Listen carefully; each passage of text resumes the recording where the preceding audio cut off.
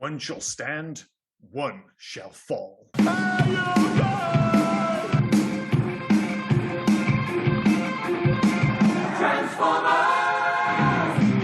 Hey, and welcome to Hey Guys Podcast with me and Rob. And this week we'll be taking a look back at the 1986 classic animated movie, Transformers the movie, or as it's actually known, The Transformers the movie, which is absolutely insane. I can't get on with that at all. Can I change what you said? Sorry. Can I change what you just said before we go into everything? Oh, no. Correct me immediately. That's exactly what I love that. That's my favorite part of the podcast. The Transformers classic? No. The Transformers fever dream. Yeah, I'll give you that. Oh my God. Please finish what you were saying, because we'll go into all this. It's just, I can't, it's a fucking fever dream. This film is one of the most relentless movies I've ever seen. And oddly, because I haven't seen this film for a long time, and obviously, I'll be interested to hear your attachment, as it were, to Transformers. But growing up, Transformers were a big deal for me. And even nowadays, especially the aesthetic of it, like I own some of the masterpiece figures, Optimus Prime, Rodimus, or Hot Rod, whatever. And Optimus Prime in particular was a big deal for me because it was one of those Christmas toys I always wanted but never got, blah, blah, blah. But I feel, despite not probably, when was it? I saw this film like 15 years ago, and I thought, this is going to age horrendously. But going back to it, I feel exactly the same as I did when I was a kid. Because even as a child, I loved the first half, and I'll stand by the first half of this film, despite the fact that it doesn't give you a second to breathe. But it absolutely goes off the rails in the second half. Like you said, the second half in particular feels like a fever dream. And I think it feels even more so because the first half is so relentless. The only film I could compare this to, and this is an odd one, is Mel Gibson's Apocalypto. Because it's just other than the lack of ancient Mayan, it's a chase movie. It's basically the Decepticons, who are totally overpowered. The Autobots, let's be clear, are quite shit. I mean, you've got two one who turns into a telescope, Perceptor, and I think Blaster turns into a tape deck, just a tape deck. And I'm like, come on, man, these other guys are turning into tanks and helicopters. No wonder the Autobots are constantly on the run. They're terrible. But like I said, I stand by the first half of this film because I know famously, and we'll get into how cynical supposedly the approach to this film was. The idea that they were going to kill off all these characters so that they could introduce new ones. Yes, that might be a fact. But by accident, maybe more than by design, they've created this like bizarrely impactful movie where actions have consequences. I mean, even beyond the obvious death of Optimus Prime, which I still can't believe happened so early in the film. I mean, Ultra Magnus kind of dies, but you also get the deaths of Brawn, Prowl, Ratchet, Ironhide, Puffer, and Wheeljack. This is a Marvel film. They don't kill off anyone. Back in 86, the fucking sword was coming down on like half the cast. It's insane. Sorry, I got to take a breath. You've said a lot, right? And you're going to have to bear with me because more than any other film that we've talked about, I actually have a lot to say at the beginning. Yeah. Well, sorry. What I will actually start off with, when you said about Transformers, I was more a Turtles kid as a kid, so I didn't have a lot of Transformers toys. I thought I watched this film when I was a kid. I never did. I thought I watched this film in the 90s, as I said last week. After watching this film again last night, I'm not too sure I've seen this film before. I love the idea that it's a complete fever dream, whether you're watching it or not. Yeah. Like, you can't remember if you've seen it. Even now, you doubt whether did I watch this film last night? It can't be. There's no way any film is that insane. The only Transformer toy I had, of all the toys, the only Transformer toy I had, and I remember it vividly, is Hot Rod's old wise sage guy, Cup.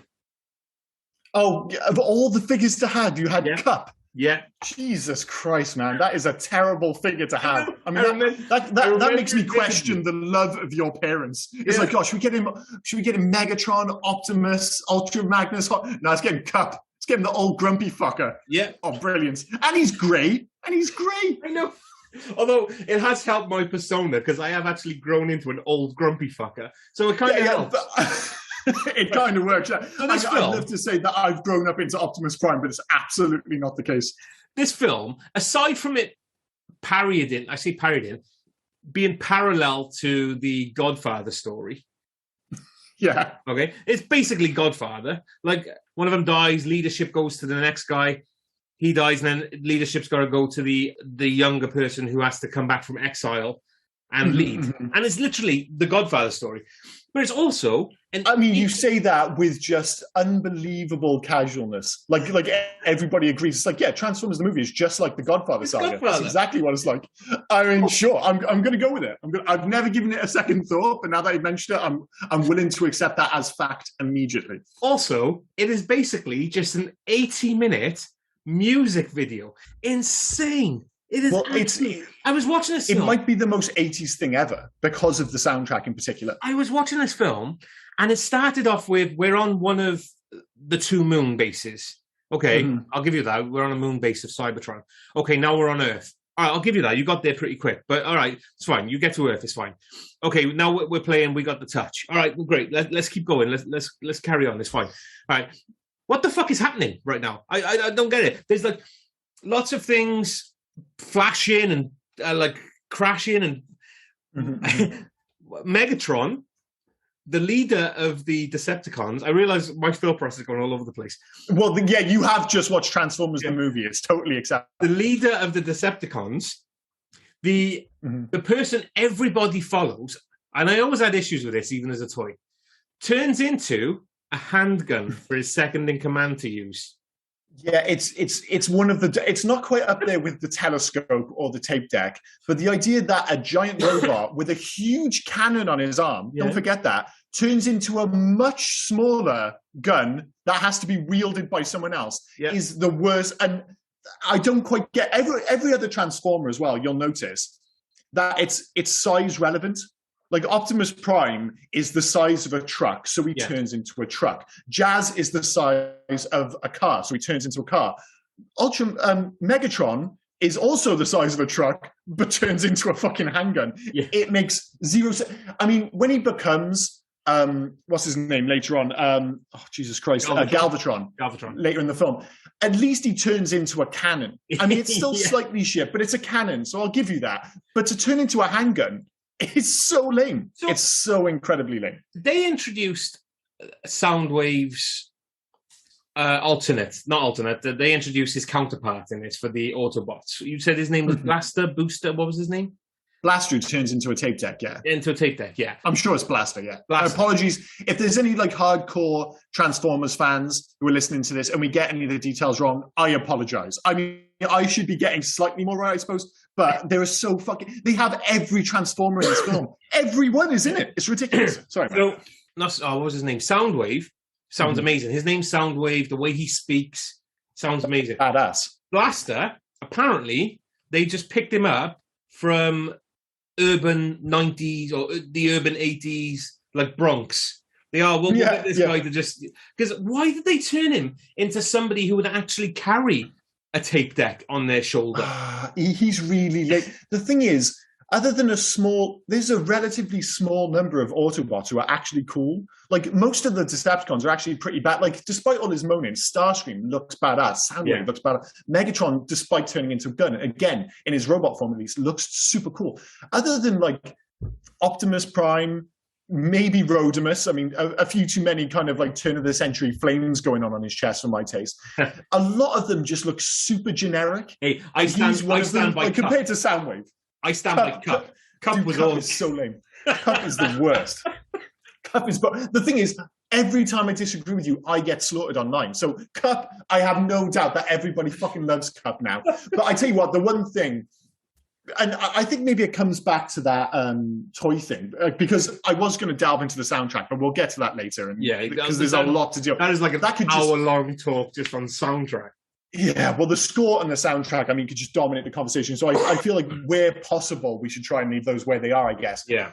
But see, as I'm saying it, I'm like, I'm going to talk about You've Got the Touch now, because whatever I might say about the Autobots, one of my favorite characters, and to this day, is Optimus Prime. And part of that, as I said, is linked to the fact that I wanted him so much as a toy. And it's weird because, as you said, given our age, the Turtles make more sense because the Transformers hit big in 84. I was 2. This film came out in 86. I was 4. I wasn't watching this when I was 4. I was watching it much later, but it's that VHS effect. Like, it caught up with me years later, and it didn't feel old. It all still felt new. And admittedly, a lot of the Transformers I got, like Star Wars toys, were secondhand. Yeah. But towards the late 80s, there was one year when the Transformers got big again, and Optimus Prime was one of the kind of sought-after toys at Christmas. And I was like, oh, man, I have to have the G1. Is it the G1? The one I remember was always the one, because he was massive, but then he came with the trailer that turned into the legs, if I remember rightly. So then No, it didn't turn into the legs. I think you might be mixing that up with Ultra Magnus. Am I? Because that's what I ended up... Yeah, the trailer just opens up, and it's got a gun inside and stuff, and it's basically like a little base almost unto itself. Okay. And the thing is, I mean, I like, again, super 80s. The boxes for those toys were amazing. They've got all the grids on them and all that. Amazing artwork on the boxes. And it was one of those toys, I was like, man, I wanted Optimus Prime so much. And fair play to my mum. She went everywhere to try and get me this goddamn Optimus Prime.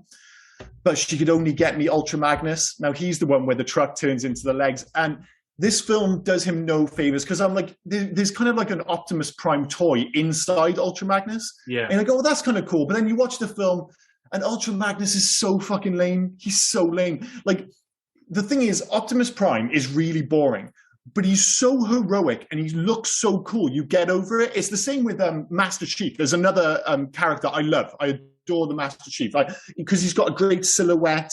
You know, he's just that kind of quintessential hero. But the point is, yes, they're kind of boring, but they are these perfect, you know, cartoon heroes, video game heroes, whatever you want to call them. But Ultra Magnus, he just has all the kind of dryness of these heroes, but without the actual heroic elements. He just gets blown up in this film. He looks lame. He's a second-rate Optimus Prime. So it was one of the biggest disappointments ever. But I did end up actually getting the G1. They did a reissue when I was in university. So I ended up getting him when I was in Toys R Us, bizarrely, when I was like 21. And suddenly Optimus Prime is there in the original box. And I was like, I can't believe it. So I did get and I still have it in the cupboard now. So I did get my Optimus Prime. But I think that was one of the reasons that I always kind of put that character on a pedestal. Yeah. And to my mind, he might have the greatest hero entry of any film ever. The bit when they're all getting their asses whipped by the Decepticons, because they always fucking do. And he turns into a truck. You've Got the Touch by Stan Bush kicks in. He rolls in, like the music's playing, and that bit when he goes from a truck into Optimus Prime, into his robot form, but it kind of shoots off with rockets below him, and it's like the music hits its crescendo. Oh my God. Even to this day, that gives me goosebumps. It's one of my favorite moments. It's unbelievable. For nobody that can see this, Liam's got a tear in his eyes. He talks about it. Oh my God. I'm emotional. Well, it's just a perfect hero moment on screen. And unfortunately, then 2 minutes later, he's dead. Yeah, your perfect hero gets killed because Hot Rod is a prick. Yes. Hot Rod, the classic. In this entire film, Hot Rod is a complete and utter prick. I can't stand the guy. Yes. I don't like him. And he has a very strange relationship with Daniel as well. Yes. There's a bit early in the film when they're on Earth, and Daniel goes, I want to go get a better look.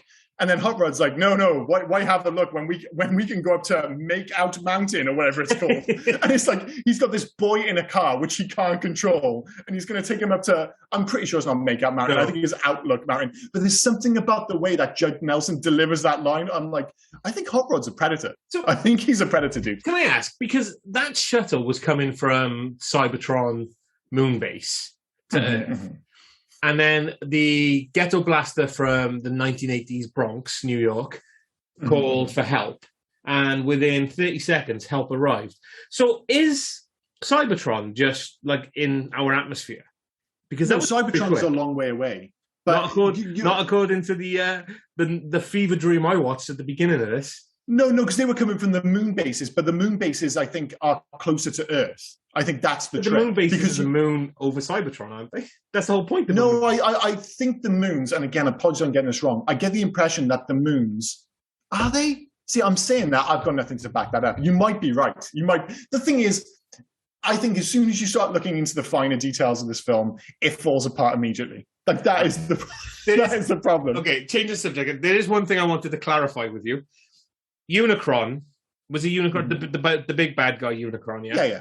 You do know that the guy that played him did not write War of the Worlds, yeah? I just want you to know Orson Wells and H.G. Wells are two different people because of last week's Jules Verne debacle. So I'd like to, I'd like to know that you know that Orson Wells didn't write War of the Worlds, yeah? War of the Worlds, that's very good of you to point. I thought you thought you were going to be dropping like a knowledge bomb. You know Orson Wells is playing Unicorn. Yes, I was aware.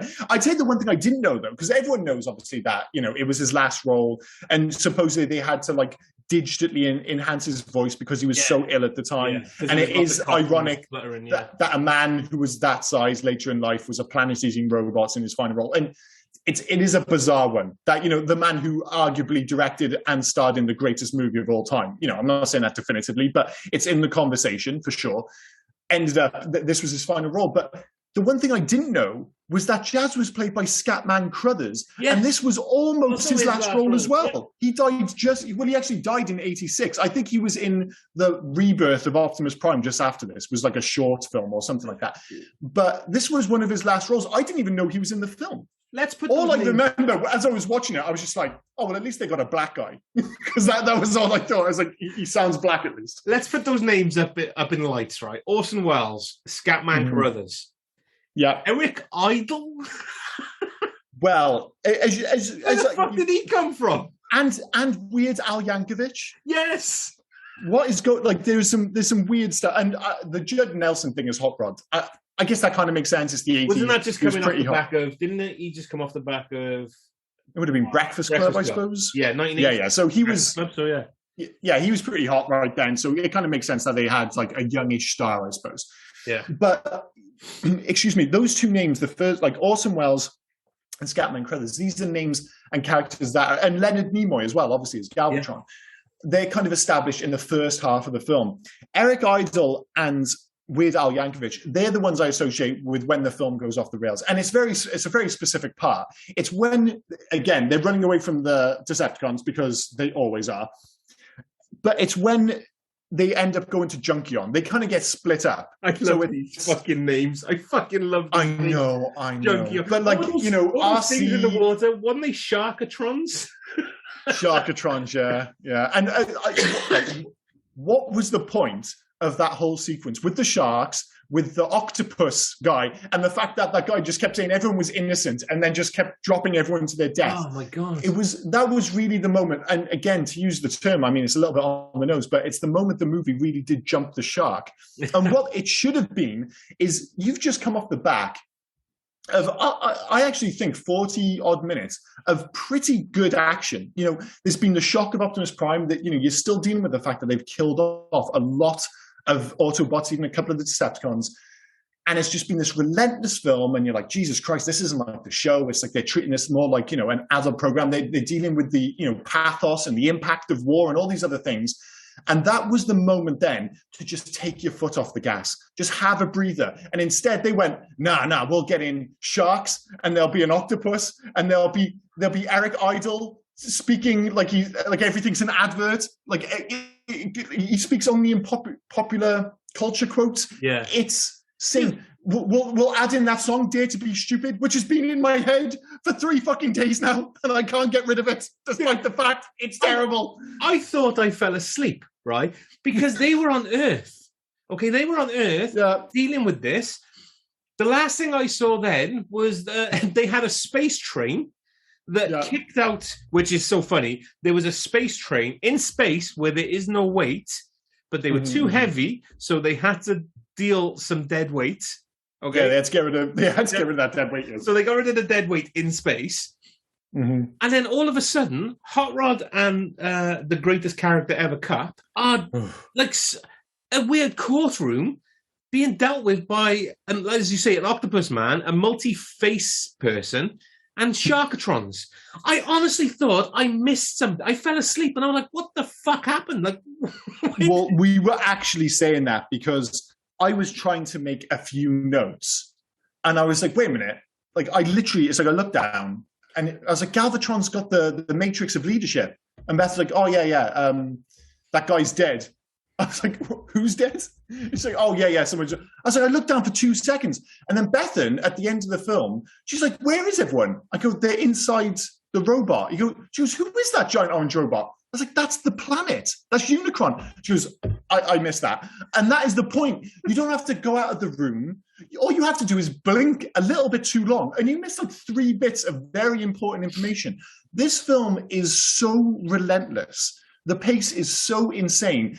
And as I said, it would have benefited so much if they would have got rid of all that Junkion crap, all those extra characters. Like, there's so many of the original characters. They add in so many more.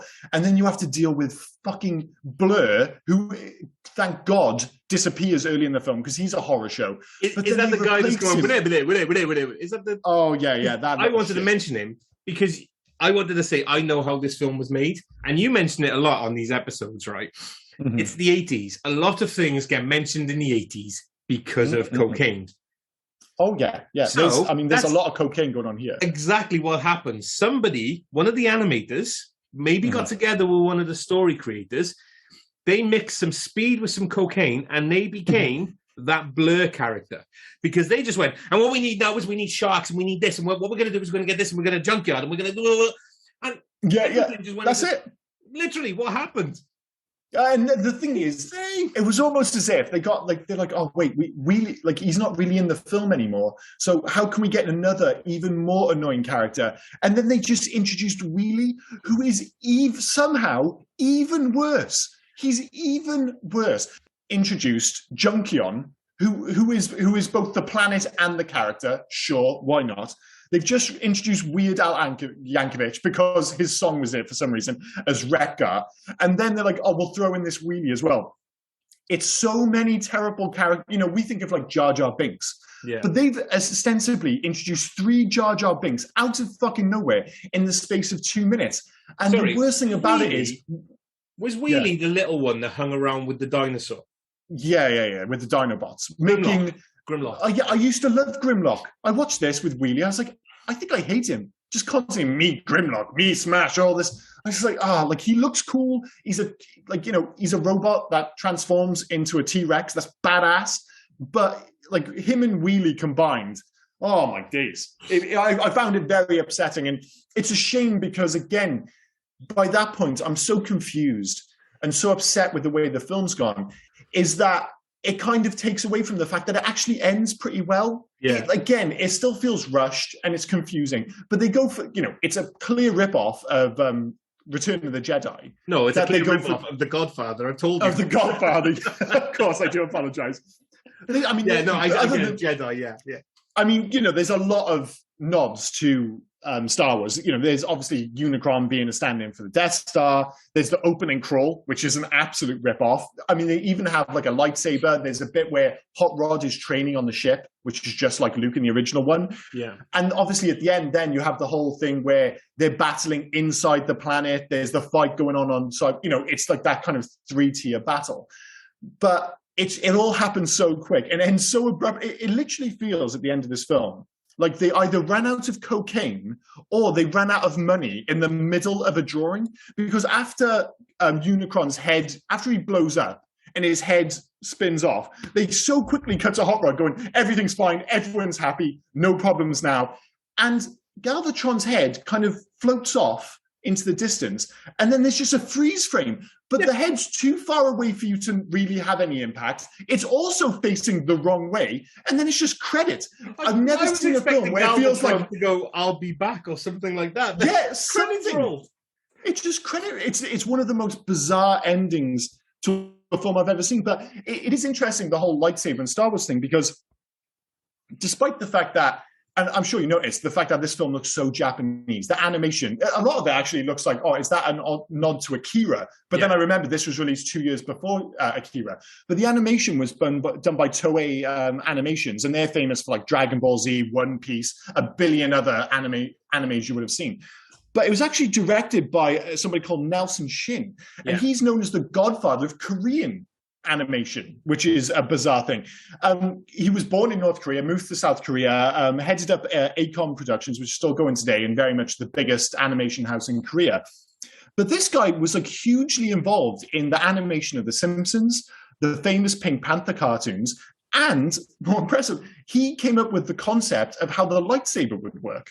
So there's no wonder he would have this huge, kind of link, I suppose, to Star Wars, given the popularity of the time. But this guy's had like this huge impact on Western culture, and I had no idea. And he's just this Korean director, animation director, who's directing a very Japanese animation for a very Western audience. And the whole thing is very strange. But as I said, the first half works. It's just, right. It goes off the rail for sure. I wrote it down, and I haven't said it yet. I know I've said it, so I wrote it down, so I want to go over it, right?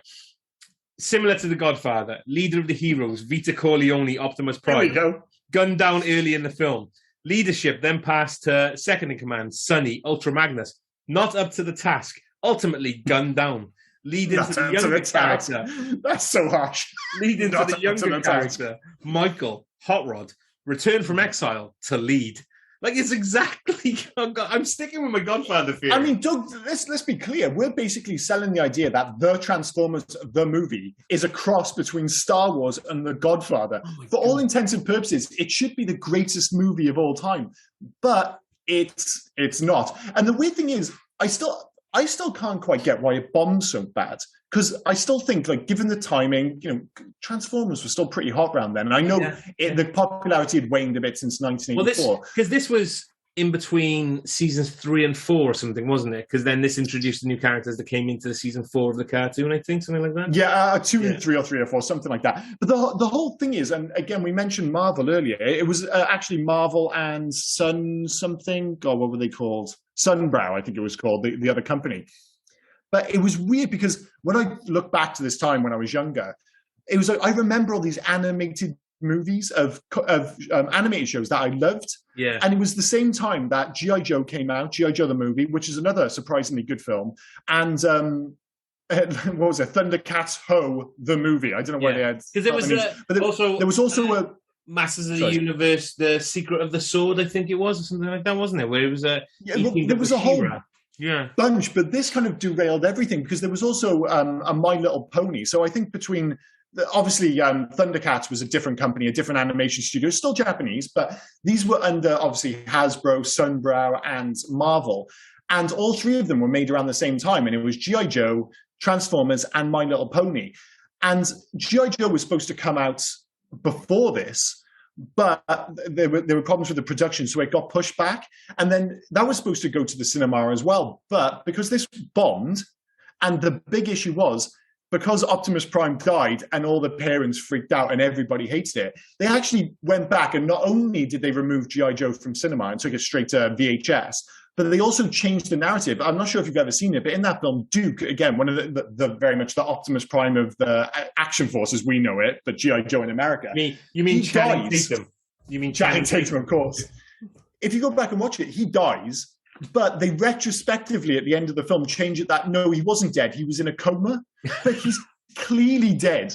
But they were just like, the feedback from Optimus dying was so negative that they went back and, okay, we can't kill off Duke. We'll just have him in a coma. How would you do it, like, for the Transformers, the movie? Also, right, the guy that named this is the same psycho that orders a McChicken McSandwich from McDonald's. Just saying.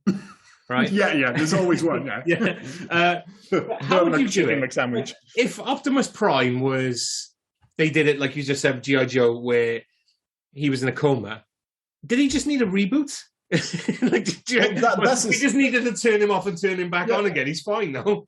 That's basically what happened afterwards, because they obviously retconned it and brought him back to life, because everyone's like kicking off. But it is weird, because don't get me wrong, I think the fight between Megatron and Optimus Prime is actually really good. It's really brutal. It's like, like that whole. You did the quote at the beginning of the episode. One shall stand, one shall fall. That's dark when you think like one of us is going to die. Yeah, 100%. Like we're like this is like that's basically that moment where it's really telling you like this isn't like the cartoons. Like one of us isn't coming out of this. Yeah. Like and everyone's like stand back. They're fighting to the death, and that's all there is to it. And then Hot Rod's a dick. 100%. But you see them, like, it's weird. The animation throughout this film is quite inconsistent because it's quite good all the way through. And I do like the fact that it's very Japanese. But those scenes in particular, when Optimus is fighting Megatron, they have quite a few close-ups. And in those, the level of animation steps up quite a lot. Like, it's really detailed. And in those close-ups, you see they're really beaten up. Like, there's cracks on them and stuff. And they, like, even Optimus Prime, he doesn't just explode. It's like he dies with everyone kind of around him, and then he turns black. It's a pretty dark stuff, but I think it's animated well. It's impactful, but the problem is, and I think it does make for a better start to the film, but then you're left with lesser characters for the rest of it. Like even Bumblebee is sidelined for the whole film. Soundwave kind of disappears for most of the film. Who was a dude with Bumblebee? Dan's dad. Spike. Oh, Spike, yeah. He kind of disappeared as well. It's like, oh yeah, you're a guy who's on one of the moon bases, which may or may not be next to Earth, and now all of a sudden he's disappeared. But there wasn't really an explanation where, and then he reappeared. No, he got eaten. It's the same with Jazz, because Jazz is one of like the main characters initially, like one of the most popular. So Spike's dead. No. Spike and Jazz get eaten by Unicron. But then remember, at the end of the film, they go into like a conveyor belt and they're about to be dropped into what I suppose is his kind of digestive system. And then his son, Daniel, stops it. He like blows something up. Dude, and he saves Jazz and his dad, Spike. I got totally fucking lost by the end of this film. And it's absolute. If this is the first time you've watched this film, God help you, man. It's like you're just sitting there going, wait, this is a lot like The Godfather. Wait, what the hell just happened? Who's dead? What's going on? And Beth, I watched it with my wife. She was exactly the same. But she actually agreed with me. She enjoyed the first half. But the second half, she's just, I've lost it now. I was waiting for Hot Rod on the junk planet to turn around to Cup, kiss him on the lip and go, I know it was you, Cup. You broke my heart. You broke my heart. No, it was you, Cup. I'm amazed. I am honestly amazed, given the characters we've talked about there. Jazz, Bumblebee, some of these cool... And who are we keeping around? Cup. We're going to keep around fucking Cup. Cup is up there with Gutter Boy. He really is. He really is. Who was the other guy? What's his name? From Scrooged. Oh, Bobcat Goldthwait. Bobcat Goldthwait. Yeah, he's this movie's Bobcat Goldthwait. They are on my Mount Rushmore.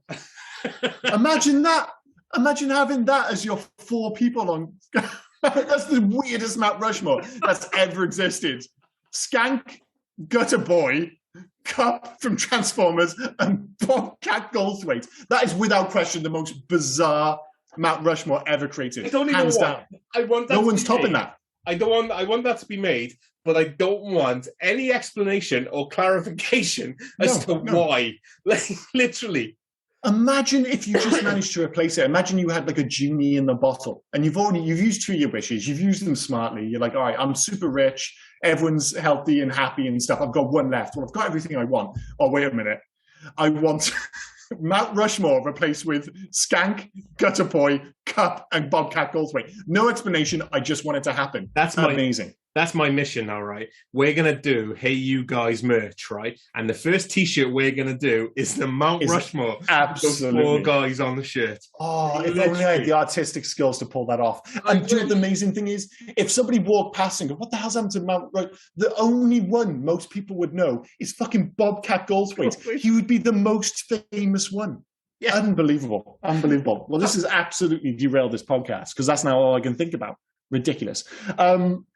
Oh my God. So what have I said here? Fuck. I really have forgotten what I was going to say. Oh, the bizarre... Did you notice the bizarre swear in this film? Yeah, I'm not sure if you would like that facts. Yeah. The old shit, yeah. Yeah, it was supposedly added so this film got a PG rating so it could get more showings in the cinema. Obviously, it didn't work because this film tanked. But supposedly back then, if your film was a Universal, whatever, it had a limited number of screenings it could have. Yeah. But if you pushed it up to a PG... it could have more showings. And again, I think it kind of leans into this maybe more accident than by design, more by accident than by design.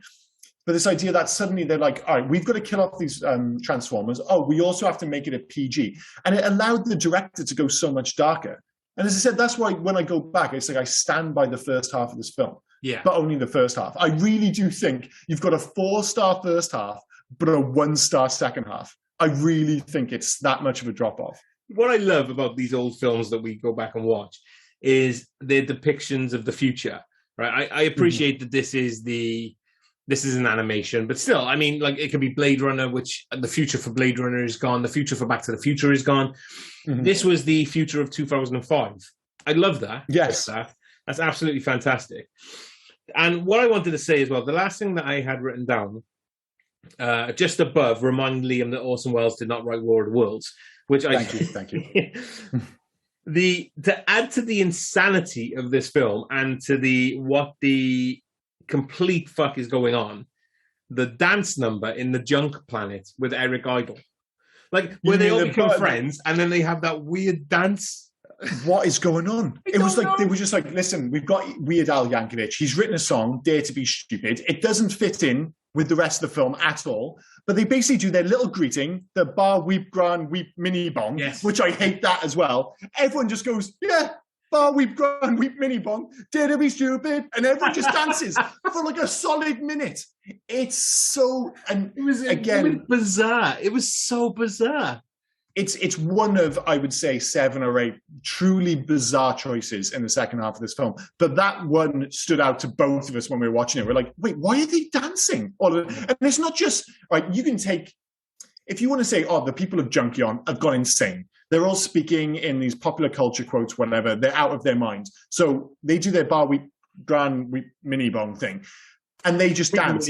But it's the fact that as soon as they start dancing, out of peer pressure, Hot Rod, there's no way Optimus Prime is dancing in that scene. There's no fucking way Optimus Prime dances in that scene. But Hot Rod, being the cunt that he is, we went there. Unbelievable. I actually had the Hot Rod toy when I was growing up, and I've actually got the masterpiece Hot Rod. From an aesthetic standpoint, he's cool. As a character, a C-bomb was maybe a touch strong. It was just in that moment. I was like, you can't be the leader of the Autobots and dance to Dare to Be Stupid by Weird Al Yankovic. So those two just fly in the face of each other. We'll mention it in Legacy, obviously, because we have to. As much as we don't want to mention Michael Bay's Transformer films, we'll mention them. Well, no, the first one's good. Yeah, but the first one's pretty good. We'll get to it. But I don't know which Hot Rod I prefer. I don't know if I prefer Hot Rod from this film or the weird French Lamborghini Hot Rod from the last Transformers film, The Last Night. He's an absolute non-event in that. Like, I much prefer this one. At least aesthetically, he stands out. And I know we've given him a bit of a hard time. I don't actually think he's by any means the worst thing in this film. By any means. I actually think Galvatron, when he gets transformed from Megatron into Galvatron, which I thought was a bit harsh on what's his name, the character? That he just got replaced by Leonard Nimoy. Don't get me wrong, I think Leonard Nimoy adds a certain amount of graviton. I don't think it's a bad swap as swaps go. But his whole legion of flying buddies who all just turn into these weird kind of like boats, like space boats. Yeah. They kind of transform into me like, well, they look okay, I suppose. Then they turn into those lame boats, and then they don't really do anything for the rest of the film. They don't get anything. They have this weird... There's too many characters. They have this weird show where after they get changed, they rock up to Starscream's inauguration. Which is again, awesome. It's okay, awesome. It's absolutely strange, because where the fuck did the crown come from all of a sudden? I don't know. I mean, it's like Starscream had that ready. It's like, one day, I am going to be the leader of the Decepticons. Oh, well, that's totally... have this crown made up just for when this happens. See, that is the thing. As a Transformers fan, that is absolutely something Starscream would have. He would have the cape and the crown ready to go from the moment that Megatron was out of the picture. So that is actually one of the few things in this movie that does make sense. But it's such a shame because you see him in that moment, Starscream, and he's got the crown and the cape, and he looks so cool. And it's so ridiculous because it's Starscream, and he's always been like the loser who wants to get Megatron out of the picture, and he finally has his moment. And then Galvatron just shows up and just again, pretty brutal actually, disintegrates him immediately. And not in that, oh, he might come back. It's like, oh no, he has been disintegrated. He is dead as fuck. And it's just a bit of a shame that he didn't get a bit more screen time. But again, it could be said of, that's the negative side of this. While it does have the impact of people actually, Transformers and Decepticons actually being killed, it does mean we're left with the weird purple boat people for the rest of the film who just don't have the same impact. But I'll give you, it turns out Leonard Nimoy does actually sound quite a bit like, what was the name of the original guy again? Sorry, I forgot his name. Frank Welker. Oh, God, I had to be careful then. This is one of those autocorrect things. It actually says Frank Weller on my notes. So that could have been another one to add to my list. Peter's less famous brother, yeah? Yeah, absolutely. But I thought that was a bit of a weird one. But again, I think Leonard Nimoy is pretty good. I actually think Galvatron is one of the better things again in this film. And I think there should have been more of an emphasis on the Galvatron and Unicron stuff. I thought that was all pretty decent. But again, instead we get sharks and junk people and all that horrifying Poor nonsense. Frank Welker, mind, because he wasn't deemed better than Leonard Nimoy to play Galvatron. But he plays Galvatron in the TV shows, and anytime Galvatron appears, it's Frank Welker. Yeah, well, like it's odd because his voice isn't all that different. No, like I think if it's one of those things like when you're younger, it's not like you suddenly come from Megatron to Galvatron and you're like, oh, he sounds completely different. He looks quite different, but he sounds pretty similar, if truth be told. But like I said, I'm not going to complain because I actually think Leonard Nimoy does a pretty good job in terms of the voice performance. But it's nearly an hour. We might want to move on. We might want to move. Oh well, let's move on very quickly to our usual love-hate section. So, love. I mean, the soundtrack. We'll get to it, but the soundtrack is a fucking belt. As a score/soundtrack combination, this is up there with anything in the 80s. I think it's that good. 2, Optimus Prime. I've already explained why. Still to this day, one of my favorite characters. And 3 for me is the G1 Transformers aesthetic. Especially, the new characters aren't really that G1 style, but I think it totally holds up. Some of the Transformers in particular look a little bit kind of generic, but for the most part, there's a reason that people still love those original characters, the original design for Optimus, for Megatron, for Bumblebee. I love the vehicles. I love them as robots. I think it totally stands up. So for me, I agree with you. The soundtrack, it has to be the soundtrack. The soundtrack is great. I mean, the soundtrack could be lifted and put on a Rocky soundtrack for a start. Well, we'll get to that again. We'll get to that. But it is so 80s. It is insane. The look of the film is a music video. Yeah, like the animated music video. Even though you don't know what's going on in half of this film, well, I didn't. The look of it is great. It looks great. Cup. Someone's got to love Cup. I love Cup. Someone's got to love Cup. Only because I had the toy. I didn't even know his name until yesterday. I just remember. Dude, there's going to be. I'm spent this whole podcast shitting on Cup. I'll look online. There'll be like 72 fan pages. Everybody loves Cup. It's like, for fuck's sake. Yeah, you haven't got a good track record of this. I don't. It turns out I'm always wrong. Always wrong. Unreal. I'm actually gonna add a fourth. The fact that it feels like you're on an acid trip without actually taking acid. I mean, This is the cheapest way to just feel like you've drunk magic mushroom tea or something. This film you're still not convinced you've actually seen this film. No. So, I mean, it's had that impact I may have had a dream and I've just come out going, do you know what? That was Transformers, that'll do. Yeah. And the thing is, even just by chance, you'd be like, half of that was, in fact, in the film. Unbelievably. But yeah.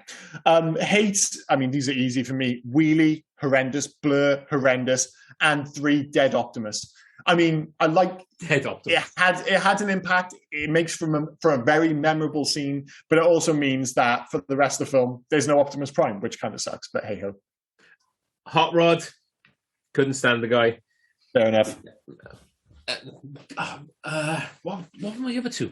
The fact that Megatron, and I appreciate that he always turned into a gun, like he used to turn into a Walter PPK, but the fact that Megatron turns into a gun for second in command to use, that is weird leadership for me.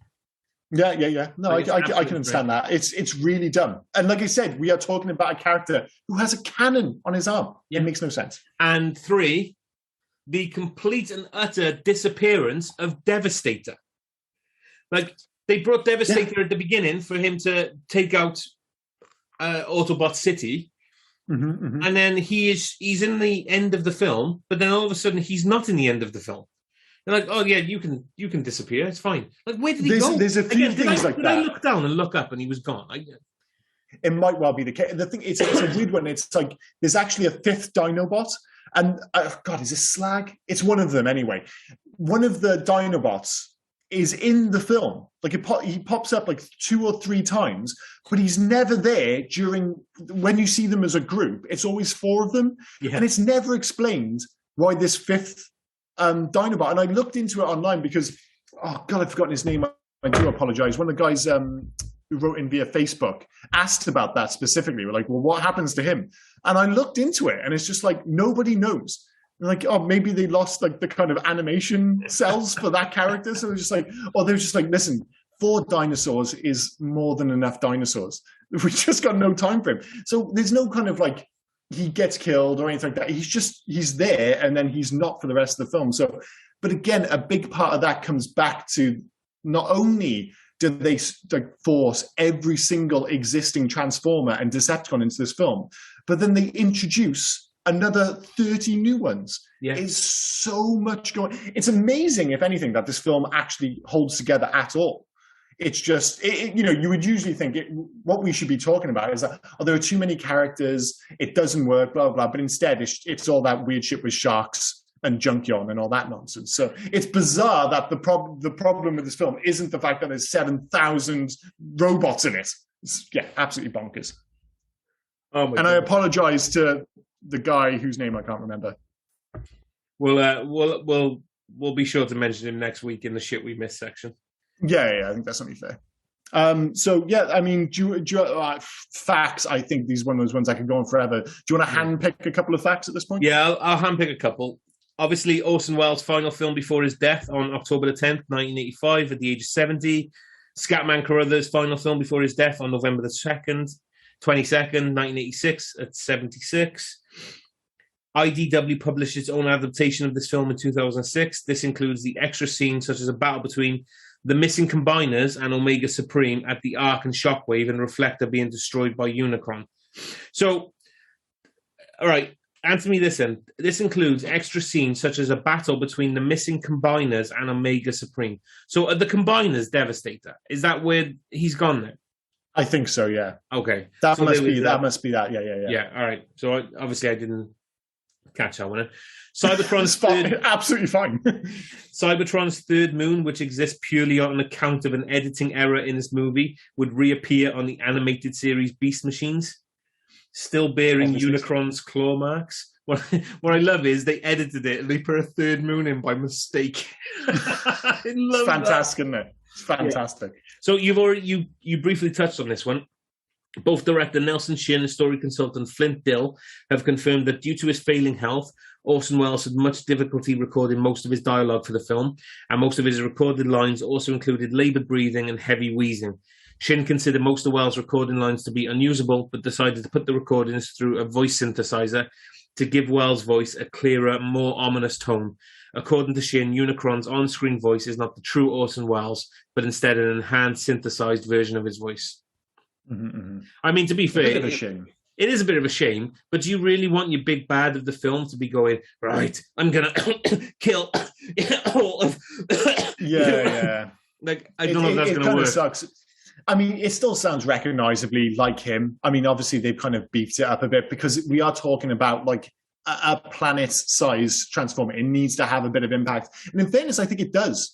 I actually think his voice is pretty good in this film. Yeah. I mean, obviously it has been amended somewhat, but whatever they did, I think it works. There's one more I was gonna do because, like I said, we gotta handpick them. So I think it was 100%. Something to do with. Oh, you go. Tenuous link at best, right? Is this just going to be The Godfather again? Or? The Touch, the song playing during a montage, is also one of Dirk Diggler's singles from Boogie Nights. He was played by Mark Wahlberg, who later played Cade Yeager in Transformers: Age of Extinction. So you want a tenuous link? There you go. That's not bad. That's not bad, you know. I think that's a pretty good one. And by the way, the guy's name was J.R. Dix, and he asked 2 questions. He's like, can you investigate the case of missing Snarl? That was the name of the 5th Dinobot. And just to confirm once again, we don't know what the fuck happened to Snarl. Nope. And also the 2nd Cyclonus Armada. What happened there? Again, I assume he's talking about Galvatron's buddies. Fuck knows. Like, there was tons of them. Then there was a few of them. One of them had a mustache. But then by the end of the film, it felt like there were a lot of Transformers with mustaches. So I gave up. I gave up trying to figure that out. To be fair, right, you could have been the director of this film and still not known what any of those answers. I know. It's like ridiculous. And by the way, G.R. Dick, supposedly children's author extraordinaire. So that's something, at least. I did see he's written a couple of a couple of books. I've actually looking into his books for the kids, so Awesome. I'll have to let you know what they're like. Oh yeah, awesome. Yeah, awesome. I've only got one more because I actually Okay, cool. because again, this is absolutely insane, but it fits the film perfectly. Stan Bush's song "The Touch" was inspired by a line in Iron Eagle and was originally written for Cobra. So 80s, so 80s. I mean, let's get round to that now, the score section of this film. Right, I mean, so the reason this film sounds totally like Rocky IV is because it's also scored by Vince DiCola, who did Rocky IV. Yeah. So this film automatically sounds 80s as fuck. And then on top of that... Did you have that as well? I think it's either Unicron or Galvatron. Their theme tune is Drago's theme tune. Oh, bum, bum, bum, bum, bum, Yeah. bum. Yeah, it's Unicron, isn't it, at the start? I'm pretty sure. So Unicron when it comes around. is Drago's theme, yeah. Which is awesome. And then on top of that, like, if Vince DiCola just doing his 80s shit wasn't 80s enough, they just go and add in a bunch of like mega 80s. Like Stan Bush is so 80s. Like, you should watch the video for You've Got the Touch. It's outrageous. And then you've got Spectre General, Weird Al Yankovic, which doesn't really fit, but it's mega 80s. And then Lion, who just, I love the intro to this film. Like the whole thing, again, like about the foreboding and having the impact where Unicron just shows up. Like Bethany was like, Jesus, this is pretty dark, because of course she has no like connection to the Transformers. It immediately rocks up and just eats an entire planet. And then the camera pans away from this giant Unicron flying monster. And then it's just the way the updated theme tune comes in, where you hear the jump, boom, boom, and then like the 80s like guitar, and then the Transformers thing.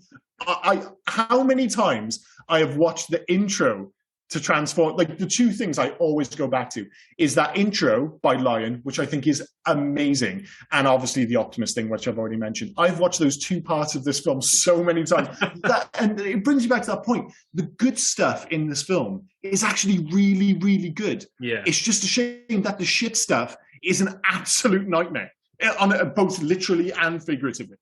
So yeah, it's an absolutely insane score and an insane soundtrack. But they're both mega 80s and they're both absolutely fantastic. I think that leads us with, what is it next? Legacy, which is basically never ending. Legacy. I mean, have you got a spare few hours for Legacy? Jesus Christ.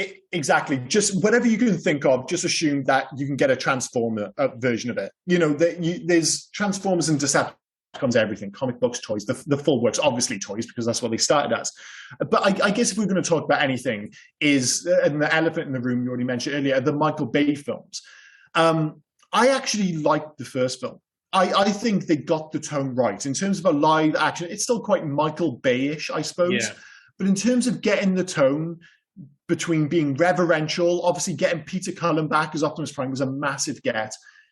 And then obviously, you know, I think at that point, they're like, this is still pretty dumb. So they had the kind of broad comedy moments, but while not perfect, I thought the first film, they got the balance right.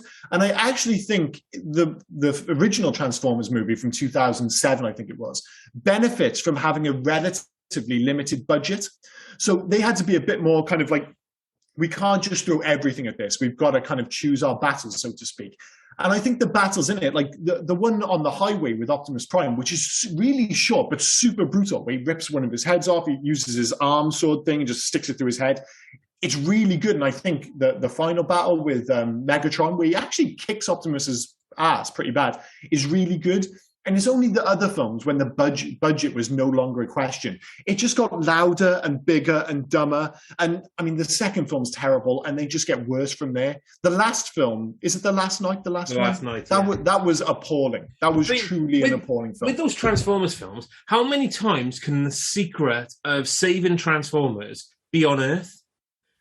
It's always on Earth. It's so fucking annoying. But also, of any of those films, right, I would rather watch a Tom Cruise marathon than any of those Transformers films.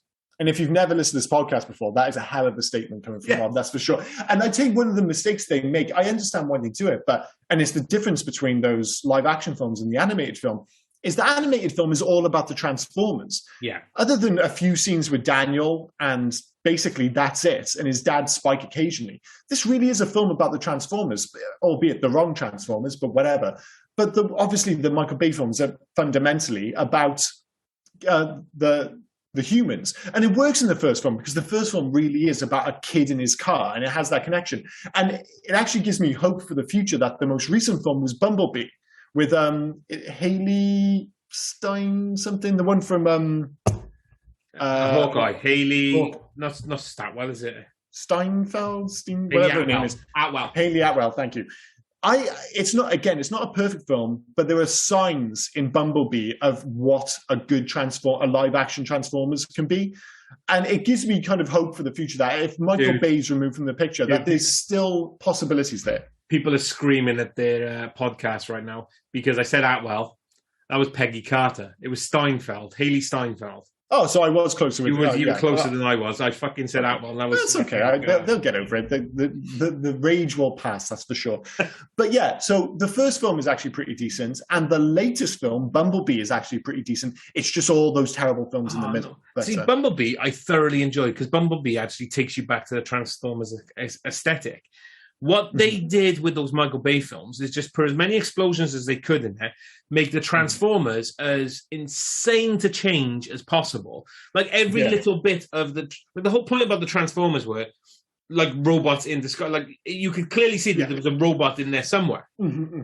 So these fucking Michael Bay films. The only thing I'll say, and again, going back to very much the first film, I think it's easy to forget now how mind-blowing it was in 2007 from a visual perspective. Yeah. Because I remember the reason it got made, or one of the reasons, there was actually a car advert, and I can't remember the brand of car, but they had the car turn into a robot. And supposedly people saw that as proof of concept that you could make a live-action Transformers film. Yeah. And while obviously it got overwrought and overdone, in that first film in particular, seeing the Transformers actually transform was really visually impressive. And again, that limited budget, there was more of an emphasis on that. By the later films, it's just metal and explosions. And those films I always find the most disappointing because, especially, I think it was Dark Side of the Moon or whatever it's called, the third film. There's one bit where you've got this giant worm transformer destroying a building while other transformers fight in the building as it's falling down. And I kind of stopped myself for a second. I'm like, this should be one of the most amazing scenes in the world. And don't get me wrong, Michael Bay can really, whatever you might think of him, can really direct action scenes. He really can. But there was so much going on that the problem is you become numb to it. Like there's all this stuff going on, but just nothing has an impact because it's relentless for like 2.5 hours. So as I said, I actually think there's hope for the future of the Transformers in terms of live action. I still hope they do an animated sequel one day based on the G1 designs in particular, but as to whether that'll happen, God knows. That leads us to our final section, video games. Sorry, sorry, I just didn't want to do them a disservice. You mentioned the gentleman who asked us questions, G.R. Dix, who was an author. It was he does Brian Brackbrick. That's the name of his character in the novels. So I've looked at, and I am going to grab one and read it to my kids. So it looks interesting. I just wanted to say the name again because I didn't want to do a disservice. That's all. Oh no, that's very cool. I mean, I'm not going to buy one because it'd be a bit insane if I bought one and read it to my cats. But it's cool you're buying one at least. Giving us an out there. Yeah. What was I talking about? Video games. There's actually been a lot of terrible Transformers video games, and the most recent one is actually on Xbox Game Pass. I would say just ignore it. It's a turn-based game. It's called Battlegrounds. Absolutely tripe. In the 360 and PS3 era, there was actually this run of really good video games. The War for Cybertron games are actually perfectly decent, and they hold up pretty well. But usually, like at this point, we say, "Oh, well, what would be your perfect Transformers game?" And basically, it already happened for me because Transformers Devastation was developed by Platinum Games. And that is exactly the Transformers game I want. And it's based on the G1 design. And it looks amazing. And don't get me wrong, it's a really good game. The visuals hold up. It's got great action because it's made by Platinum Games. The only thing, basically, all I want is a sequel to that game, but just with more budget. That's the only thing missing from that game, is that as good as it looks and as well as it plays, you're like, man, if somebody put like an extra 10, 20 million into the development, that game could have been spectacular. But it's not quite there. And basically, so that's all I want. I want a bigger budget, Transformers Devastation 2 made by the same people. So that's all I want. That's all I want, Jesus Christ. Well, I'm going to sound like I've jumped on your bandwagon because I didn't play that one. But there was, as I was looking into this, there's so many Transformers games. I don't think they need a new idea from me. You know what I mean? Well, like, they could just bring those back because they were good for a few years, but they've not released anything absolutely loads. Do you really want to just add another one? So I couldn't think of anything that sounded different than what they brought up. So that's fair enough. So for that reason, I'm out, as it were. Well, I'm heavily in on Transformers Devastation 2 by Platinum. It kind of went under the radar. That game's really, really good and looks amazing. Yeah. Hey ho. But yeah, so that's pretty much it. So the last thing, as usual, is the scores and recommendations. For me, would I recommend it to anyone? No. If you didn't grow up with the Transformers, if you don't have that nostalgia for this film, it might be worth watching in that kind of Saturday cartoon way. And this film really is. It takes the template for a Saturday morning cartoon, but then just kind of stretches it out over 2 hours. So by the end of it, you feel like you've had your ass whipped. But no, I wouldn't necessarily recommend it to people who don't have that attachment. And in terms of a rating, I think it's a 3-star film because I think the first, as I mentioned earlier, I think the first half is a 4-star film. The second half is a 1-star film, but I'm going to round up because I do really like as I mentioned previously, I think the good stuff's really good. It's just a shame that the other stuff doesn't work. So 3 stars from me and not recommending. The only way I would recommend it is if I know somebody likes the Iron Maiden Run to the Hills Camp Chaos version, the animated. do you know the song I'm on about? Run to the Hills? Oh, yeah. Yeah, the animated where you've got the skull cowboy who is like a bounty hunter. Yeah. So if anyone liked that, then they would love this because it's basically just a music video. Yeah. Perfectly what you said earlier. If you know somebody who likes the idea of drugs but doesn't actually want to do drugs, just watch this. You'll be fine. If you haven't got enough money to actually get high, just watch Transformers the movie. You'll be fine. Oh, sorry. Yeah. Or not, as it were. Yeah. Watch the Transformers the movie. Oh my God, I still hate that. As opposed to what I would score it. I don't have any nostalgia value to this, as we've already said, and I know I have picked the bones of this film quite a bit, but I still actually enjoy this. So I do enjoy what they were trying to do at some point. So, like you say, the first half of this film, the first 45 minutes of this film, it had good bones to go with, and then all of a sudden they just thought, you know what, let's get Eric Idle. Weird Al, and we'll get something else going on. But I do think it's a 3 as well. Oh, I'm surprised. I really thought you were going to go 2 on that, but no, because it does feel like an experience. That is the thing. Like, even if there's nothing worse. We talked about Inner Space last week. Is that I watched it, and Inner Space isn't a terrible film, but I watched it. It's just like it was a disappointing film going back to it. Whereas this kind of almost fits into that same category as we mentioned before. Stuff like The Wraith, where you're like, that film isn't objectively great, but it's such a weird experience and such a unique 80s experience. Like, again, this is one of those films where as popular as the Transformers are now, you just don't feel like it's ever going to get made in the same way as it did in 1986. Yeah. And I think that's one of the reasons I still have this real soft spot for this film. Like, I've gone back and watched it, and like I said, it's bizarre. I feel exactly the same now as I did as a kid. When I watched it as a kid, I hated all the stuff on Junkion. I hated Eric Idle. I really actively disliked that. And I feel the same now. So yeah, it's an interesting one. If you've never watched it, you don't have any interest, unless there's the whole drug thing, maybe give it a miss. But 3 stars across the board. So yeah, that just leaves it with next week's choice. And I think this one's yours, isn't it? It is my choice. And as we mentioned last week, we do have a few. I've got a few on my list that I want us to go through, and we will get to them. Now, I wanted to keep it a bit mellow, but then I also thought, maybe, do I go batshit straight away, or do I wait for the batshit a little bit? But then after Transformers the movie, I thought, I'm feeling the batshit insane. So go with it, embrace it. We're gonna go Nightbreed, dude. This is going to be interesting because I've never seen Nightbreed. I'm aware of it, but I really don't know what it's about. So, it's one of those ones I always remember. Don't say. No, I just want to say, I'm not going to say what it's about, but basically it's a film directed by the novelist Clive Barker, based on a story of his. That's all I know of the Clive Barker thing. Starring Craig Sheffer, who not many people will know, but randomly David Cronenberg. Yeah, which is a weird one for him to be in the film. This film this film has a lot in regards to where there's different edits of this film and a lot of stuff that we'll get into. But for the actual film that you will watch, I believe it might be on Amazon Prime. It is. I was just checking. It is for anyone interested in joining us next week. It's on Amazon Prime. So if you've got the subscription, it's free to watch. And I have watched this film a couple of times. I wouldn't say I'm as enamored with it as I was with, say, The Wraith or Buckaroo Banzai.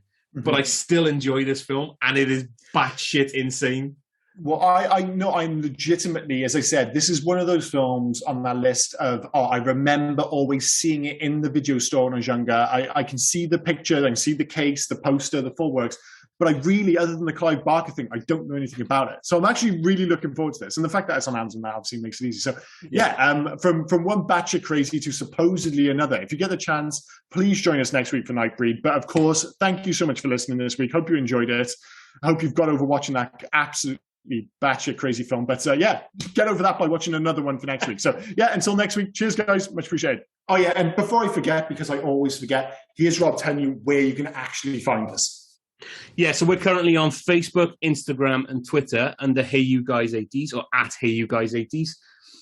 And we're also on email at heyyouguys80s@gmail.com. Please feel free to drop us any emails, any recommendations, or any reviews you have. But whilst we're on about that, wherever you get your podcasts, please also smash the subscribe button. Yes, I said smash. It's fine. Don't worry about it. It's fine. Leave us a review. And leave us some 5-star ratings as well. But make sure they're 5-star ratings. Yeah. We're not interested in 1-star, 5-star. If it's not going to be 5-star, don't go smashing anything. Just leave your opinion to yourself. 5-star ratings only. But if you could do that, we'd really appreciate it. Thanks, guys. Thank you. See you next week. Hey, you guys!